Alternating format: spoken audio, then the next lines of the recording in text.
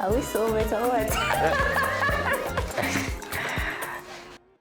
I'm Prince Nikwao. I'm also Henry, so it could be Prince Henry Nikwao. I just don't like mentioning the Prince Henry thing. I'm a journalist creative, photographer, videographer, graphic design. Okay. I've been very lazy with my web development stuff, but yeah, I wanted to do that. And some music interest as well. Not singing, just playing. I'm a law student as well, so okay. There's that. So do I go next? Yeah, you can. Okay, so my name is Esther Sylvester. Don't ask me why it rhymes, but that's my name. Yeah. I'm a banker. What else? I like going to the gym, like to stay fit.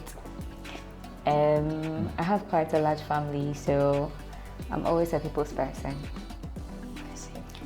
I like fufu a lot, and I don't mind some kilibele, but not really a big fan. What else? I think a little bit of an extrovert. What else? Yeah, I'm cute, so you see that later. Yeah. I think that's basically it. My favorite color is purple. So if you're thinking of getting me a gift, I would like something in that color. Travel destination. I think I want to do Portugal. Favorite car for now. Get me an RS 350 for my birthday next year. And we are good.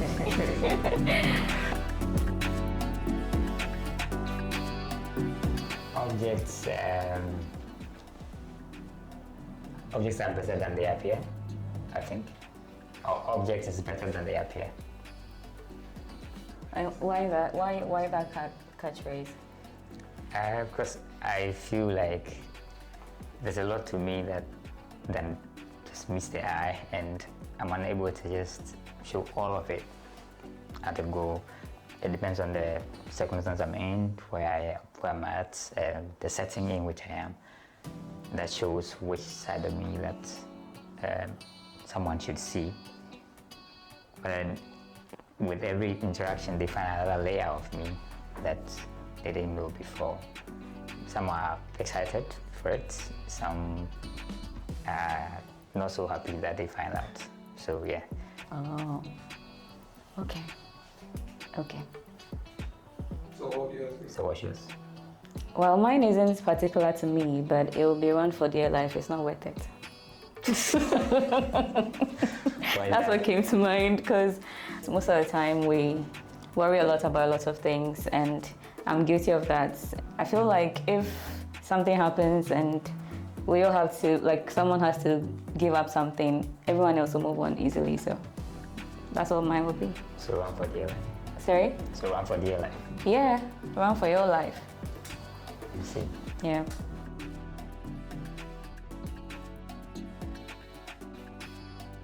I think I've just realized I'm a very big talker.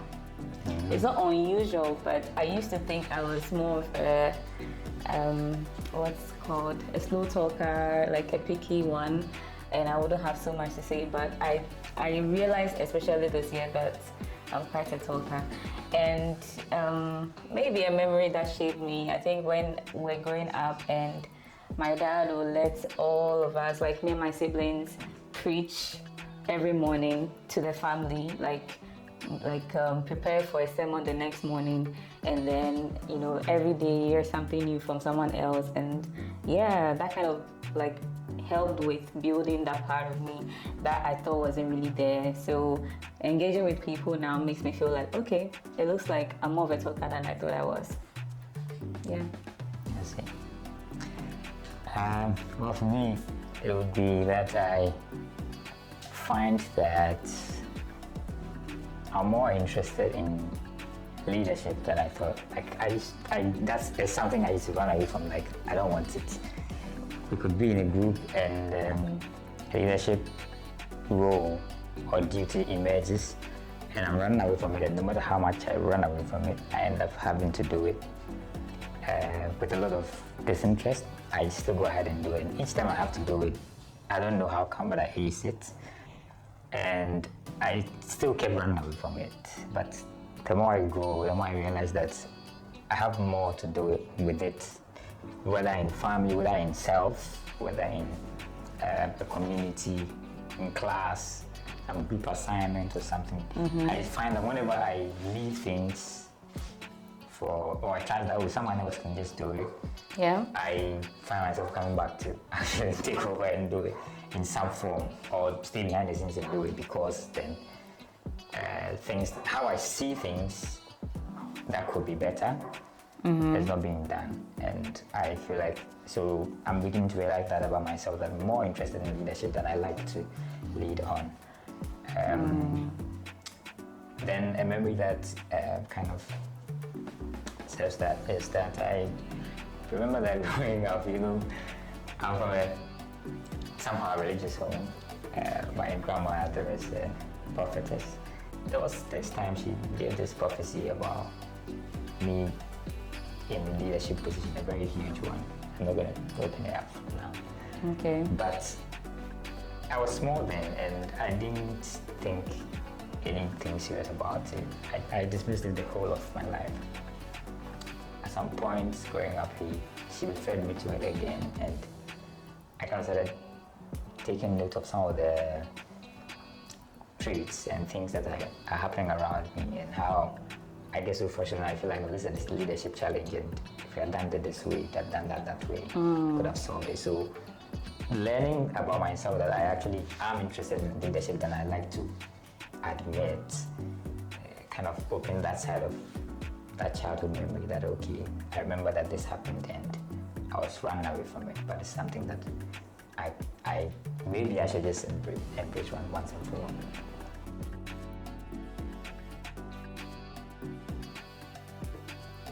Oh, I think for me, it will be sometimes like, okay, if I meet a total stranger, and depending on the moment or the situation, I could just ask, why is life so unfair sometimes? Like, we don't have a balance, and sometimes you wonder how things came to be.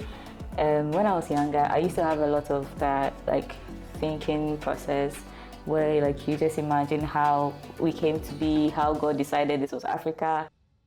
Like, how do we have the Americans, the Asians? Why are we so different? And why are you here? Like, how did God determine my nationality, for instance? So I could, like, walk up to a stranger and ask how they feel about that, and why do you think the world is the way it is? I think for my part, I just be more interested in whether they love the life that they're living. Like, do you like what your life looks like? Right? Your mundane day, like, not like you have stuff to do, but in a regular day, what you do you like it? Do you love it?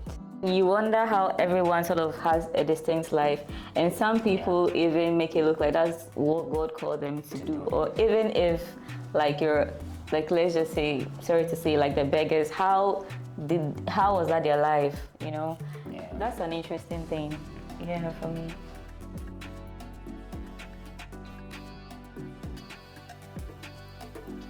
I don't know about Azu. It did. Something small. Wow. Funny enough, what we think is minute is actually like the biggest thing. So, well, so for me, this year in particular, I would say is taking a chance that I was literally to, like going for an opportunity regardless of what the outcome was going to be. And when that happened, I had like a myriad of feelings and pushbacks in my own head. And it was like, you would think it's like a little decision to make, like you're just standing there, but it's not. I mean, anything could just happen and then the tides turn, and then you don't know how you're going to feel about it at the end. So I had that, and I was like, okay, go for it, and let's see how it ends. And I did, and that really, really changed like my narrative for like, I think for now it's been like the past 3 months. And yeah, I mean this happened at my place of work, by the way. I see. Yeah. Star. Esther Sylvester, the investor, the star. That's actually the name. Esther Sylvester, the investor, the star. I end all those names, baby. It's not about politics or anything, or anything, but I mean, I just feel like no matter what it is, once we have decided that this is a kind of system we want to run, people should be able to respect it. If we have decided that people should be able to talk when things are bad, then let's have that. When it got to a point where people couldn't do that anymore, I'm like, oh, where are we living now? Yeah, so then maybe let's just let the next people come and take over. But we didn't want that. So I was happy that finally people could actually decide that, okay, yes, that is something that we want to vote to change. Like we want our voices to be heard. So yeah, that's important to me. It could be bad. See, everybody come and do something bad, but if we can talk, then let your voice count, right? Yeah. Okay.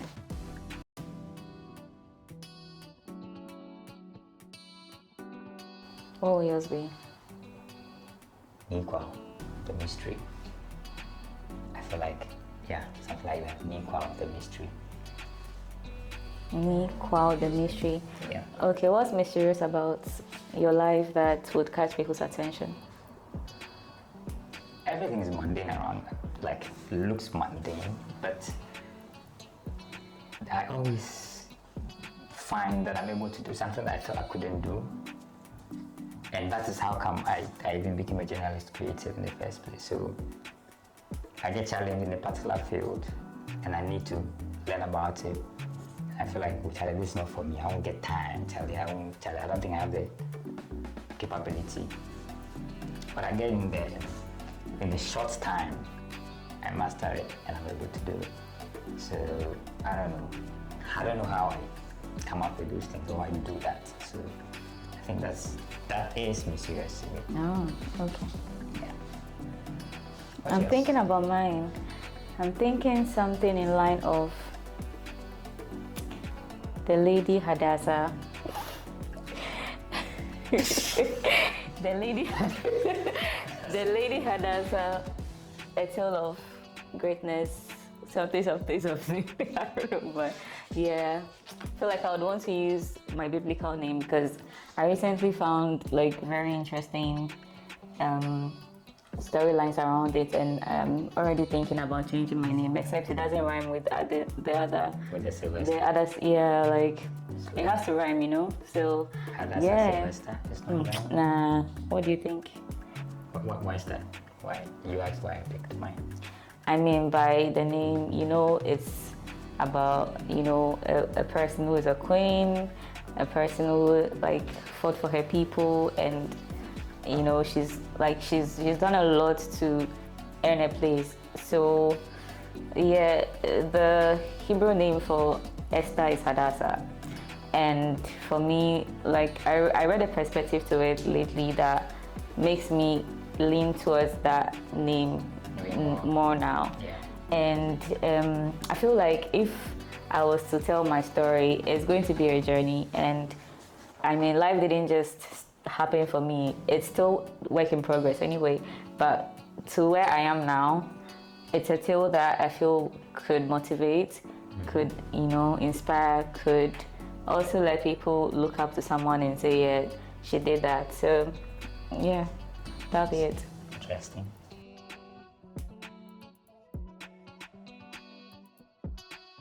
Because I'm a very strong Christian, I would say like a large sect of the Christendom may not agree with me in totality. There's a place for God and there's a place for your hard work. And then God, yes, of course, is the author of our destiny, but your destiny is in your hands. I don't know if that's clear, but why I'm saying many people agree with me is like, because I'm like a church girl, I find people in church who like they have nothing doing they just believe that because they're worshiping God, their story is going to change tomorrow, and that like life is going to happen. And I mean, they key into some crazy testimonies, and then it's like, yes, this is what Christianity is all about. I don't really believe in that, and it's so surprising that like the body of Christ thinks that way. So if they see you succeeding, or if they see you like trying to balance your Christian life with like your other parts of your life, maybe your career, it's like you're doing something wrong. I feel like God is the author and the finisher of our faith. He created us, yes, but He gave us, in His word, He even said it, that like He gave us the will, and we need to put in the work. So if you are working towards something, you pray for His blessing on it, so that like you get the reward you want. It's not just about God knowing tomorrow and knowing that you succeed without you doing anything. Yeah, that's mine. What's yours? One take. That's Africa, like a big portion of Africa. Doesn't need the Western type of democracy. Okay, I'm saying this because Sorry, what's the Western type of democracy? the one we are doing now, Which where because democracy is democracy. yes, okay, I get it. No, I get that one, but I'm saying the one where the system of governance where there's the position, there's there's that kind of competition, and then we are all just clamoring for a winner takes all system where one person wins and everybody else loses. And then because of that, whoever wins wants to make sure they get all the spoils before they ever lose again, so that the other person will come and there's no spoils left. The other guy will come and create spoils and actually harvest it and leave. And I think that it's an aspect of leadership and development that maybe we might have to coin our own version of. We had some form of democracy. Sorry, am I allowed to like? Yeah, check. Let's go. Because like there are a lot of, I feel like I don't agree with some parts. Go. Yeah, and I see that you're a heavy politician. I'm not. You're not? No, Okay. so that's the thing. That's why I keep saying that. I find that I'm beginning to have the interest in leadership that I used to dismiss. Okay, leadership in politics. Not necessarily. Because you know leadership is broad, so that's like a part of it. Yeah, but that's not even my bone of contention. I feel like for Africa, we are just not copying democracy right, because the part where you made reference to the fact that you know the Western type of democracy is what we are copying, in the sense that we like the party in power tries to loot or to what's it called, exploit and get everything for themselves before leaving power. I don't know if it's a perfect representation of the Western form of democracy. No, I wouldn't. That's not even it. Yeah, because for that one, it could be an African thing. You know, we are just greedy, and most of the time, Western democracy really is about policies. We see them bowing out easily when everyone is complaining that they aren't doing right. We see that easily. So maybe what we need to like do is have a reorientation of our minds, and even when we want to bring it to a little bit of like the traditional way of democracy, there's just going to be a whole lot more of like a tribalistic form of democracy. Because like think about it already. In a country where we have two domineering parties, we have a situation where tribalism leads in the decision making. So it's not something that's going to like happen now. It's not something that's going to change in the moment. It's a reorientation of the mind through generations to come. Time. That's what I think. I see. It makes sense. Yeah.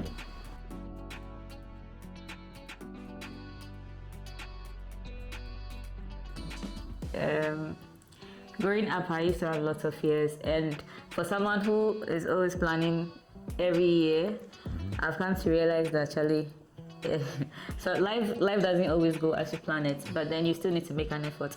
So I'll just tell my younger self that it gets easier with time, not the process, but the fact that you get experience per year, and God gives you life, so you keep trying at it.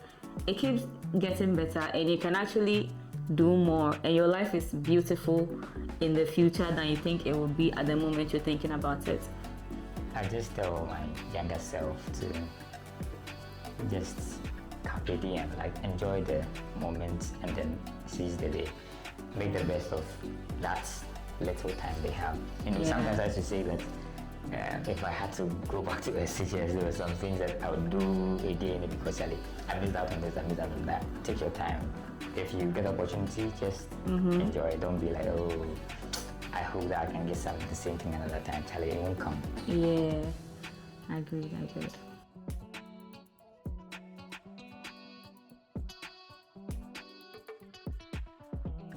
Listening to Esther, I think should notice the fact that there are placeholders.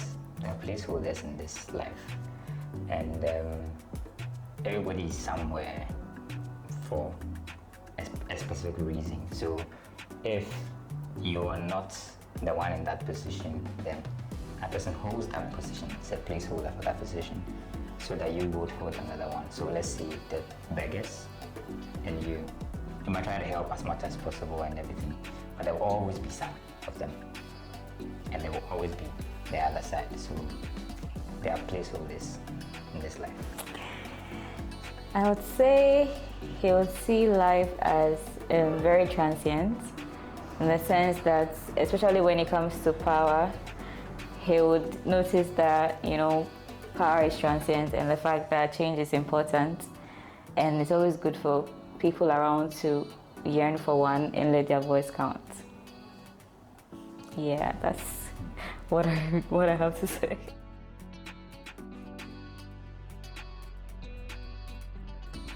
We are laughers, like laughing. The tiniest thing, and I think a great sense of humor. Yeah. For me, I would say we have deep voices. We both have deep voices. I'd say it's quite interesting to have a conversation with. And I don't know if this is right, but it seems to have love for God, and I do too. So yeah, maybe quite religious. So.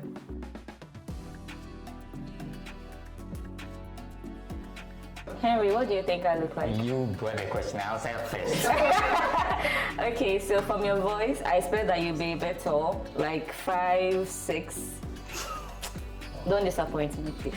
Because that's like, when you see me, you know why. Okay. I think you'll be, you don't sound like a fair guy. So maybe a little dark tone or like a chocolate kind of color. I feel like you have a dicema. I feel like you have a dicema. Small AI prompts. You probably have a clean look at right now because you sound like you're a politician, so they keep I'm not that look. Why? Don't give me that. You're probably wearing a t-shirt.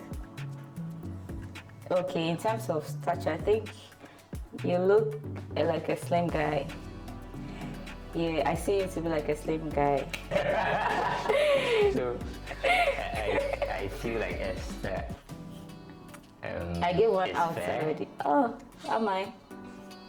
I mean, somewhat fair. Okay. And I don't know, I feel like she would have very cute fingers, like with nice nails.